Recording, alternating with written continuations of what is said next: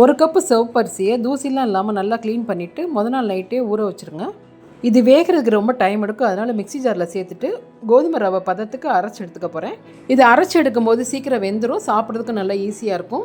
ஒரு கப்பு அரிசிக்கு சின்ன செம்பில் 2 செம்பு தண்ணி ஊற்றிருக்கேன். தேவையான உப்பு சேர்த்துக்கலாம். தண்ணி கொதிச்சதும் உடச்ச சிவப்பரிசியை சேர்த்துக்கலாம். சத்தான அந்த சிகப்பரிசியை வாரத்தில் 2 நாள் எடுத்துக்கோங்க. நல்லா கொதிச்சதும் மூடி போட்டு ஒரு 4-5 விசில் விட்டுருங்க. நல்லா குழஞ்சி வேகட்டும். வெயிட் லாஸ் பண்ணுறவங்க இந்த அரிசி எடுத்துக்கலாம். தண்ணி கூட இருந்தாலும் பரவாயில்ல, அரிசி குழஞ்சாதான் சாப்பிட நல்லாயிருக்கும். அரிசி நல்லா வெந்திருக்கு. இப்போ இந்த ரைஸோடு நான் சாம்பார் வச்சு சாப்பிட போகிறேன். சிகப்பரிசி சாதம், சாம்பார், முள்ளங்கியோட உருளைக்கிழங்கு போட்டு வறுவல்.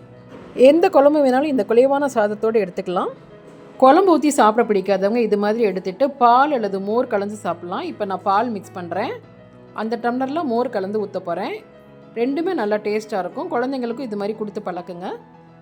பால் மிக்ஸ் பண்ணதில் நான் சுகர் எதுவுமே சேர்த்துக்கல. அப்படியே சாப்பிட்டா நல்லா தான் இருக்கும். கண்டிப்பாக நீங்கள் ட்ரை பண்ணி பாருங்கள்.